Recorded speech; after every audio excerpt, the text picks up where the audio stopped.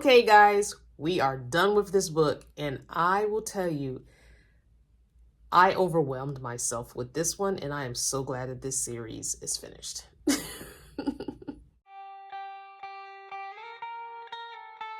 So I definitely have learned a lot in doing this book, things that I should have done, things that I didn't do well. And so I'm glad that I did it, but I wish I would have taken a little more time to do maybe a trial run book before starting the video series with you. So I could have been a little bit more knowledgeable and a little bit better equipped for teaching it or making a tutorial video for this type of book. So anyway, I'm just going to do a flip through of the finished book.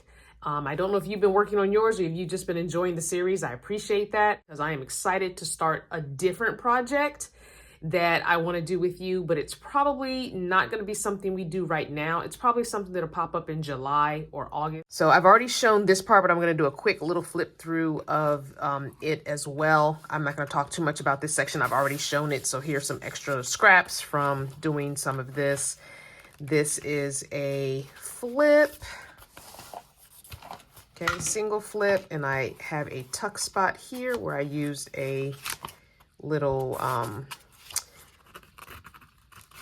piece to do a journaling section, and I just used a paper clip in it so that that wouldn't go anywhere. We use some of our scrap circles. After that is a belly band, which we have some cards that we could journal on or doodle on. We have our peekaboo cutout and a pocket here, pocket here. We've got a top flip and a pocket here. We've got a full spread. We've got another 2-page spread. I know I said I was going to be adding stuff to this, but I got burnt out. I did add my colors here where we went from the cool side. This whole half of the book is cool. This whole half of the book is warm. So the yellow was the color that I used on both. Remember, we used the blue and yellow, the apple barrel blue and yellow, bright blue, bright yellow. And then we used the apple barrel bright yellow and bright red. We added black, white, silver, and gold. Although I didn't really use silver and gold really at all. This was our first in the warm spread with the bottom flip. Then we have our double pockets up here. Here's a pocket here. I don't have anything in it. And then here's a pocket here. This one doesn't have anything in it either. I tried my jelly printing for the first time with this, and it's okay. And then this we have a Dutch door, what's called when you have the cut and you know, either 2 or 1. This I just got kind of creative with a bunch of different stuff. I just threw a bunch of stuff at this and saw what stuck, and this ended up being something else, and I covered it up because it was horrible. Turned out horrible. But yeah, so this is just the Dutch door. A little bit of a face drawing here that I didn't finish. This is her. I covered up her mouth because I messed up. This is supposed to be my 2-page flip, or double flip. But remember, I cut that off in the one video. I'm kind of mad at myself for doing that because I think it looks dumb. But anyway, I did do a full spread. Did my van. I used some of the tissue paper, collage paper that I made for like a rough terrain. This is more like a sunset type thing. So yeah. And then on the next spread, I just did a bunch of abstract with the brayer and with the, you know, this is a brayer, if you're not familiar, with the brayer and also with the old credit card, just slapping paint on. I literally just dot some colors on and then just scraped them and spread them around and just saw what came out in the mix. Then here we have, again, this is the last page. This is the inside cover, which I used a piece of paper towel for a pocket, which is the same thing that I did here in the beginning. This is a piece of paper towel that I was using to clean off my stuff as a pocket.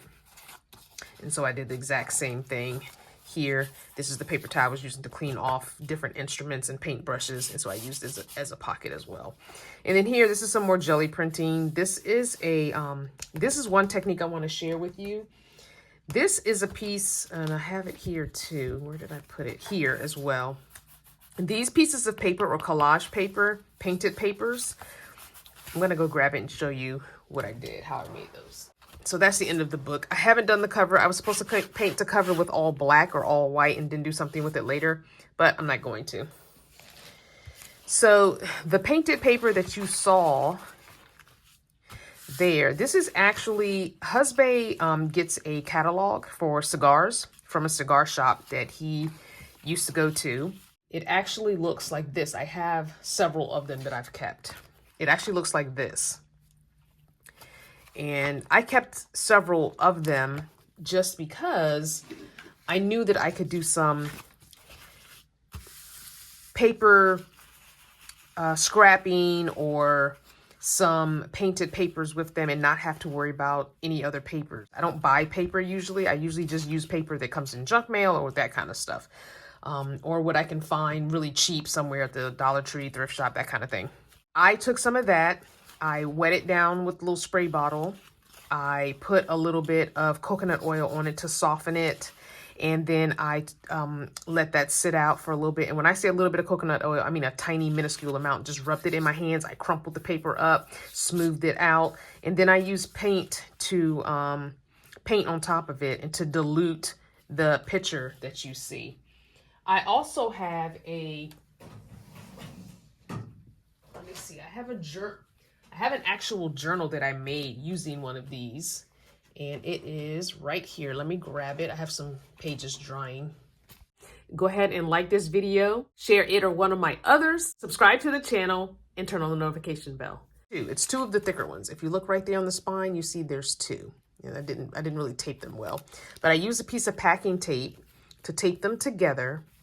And then I took my glue stick and I glued every 2 pages together. And this has kind of been my test journal, but I think I'm going to get back into it. And so this is one of the pages that I did. This is the first inside cover. Again, with the brayer and with some of the credit card. And I had some scrap papers from different little projects. And so I just took them and put them on here. I used the body of one woman, the head of another woman to make this. And then I took some quotes or title pages from a magazine that I had at the time and came up with this spread. The next one is same thing. I just painted. I used some black and then I swirled in some white and then got darker and darker into the blue. Took the body of one woman, the head of another woman, and put it together. I used some of the cut out circles from the kids' encyclopedia book. I made my own circles. I used some of the oil pastels to make circles there around some of the circles. And so then I've just gone through and I painted this page white. I painted this page black. And I'm going to go through and make some backgrounds on all these pages. Unfortunately, when I glued these together, I used the watered down Elmer's glue. And so all of the pages, and I mean all of the pages, are really horrible. And then towards the back of the book, I realized what was happening, that all my pages were wrinkling and crinkling. And then I started using the glue stick. So these pages are a little bit straighter back here. And I might even take this magazine apart and take this second half magazine and put it with one of these others that I have that's still, straight and flat, and redo the book. If you have old magazines that you want to throw away, you're not sure what to do with, just take them. You don't even have to put 2 together if you don't want. You could just take one, glue a couple pages together, and just paint right on them. And just scrapbook on them. You can write on them. You can cut out pictures from other magazines and put on it and have a glue book. So there's a lot of things you can do when it comes to art books. You don't have to go out and buy anything. You can be really intentional You can be really frugal. You can be really creative with how you go about making your art books and your journals. I could write on this. I could make a spread where I am, instead of having these words here, you know, from a magazine, I could have written something for myself. I could put the date up here and I could write something to myself, you know, maybe some uplifting quote or a thought that I had that day, you know, that kind of thing. So don't be limited by supplies. Look around the house, see what you have and what you can use to get creative, because there are so many ways to be creative. There's not just one way. Just play. That's what I say. Just play with what you have, play with the things around you and see what happens and what comes up. Just create. And don't forget to be good to yourself, kind to others, and whatever your journey, enjoy it.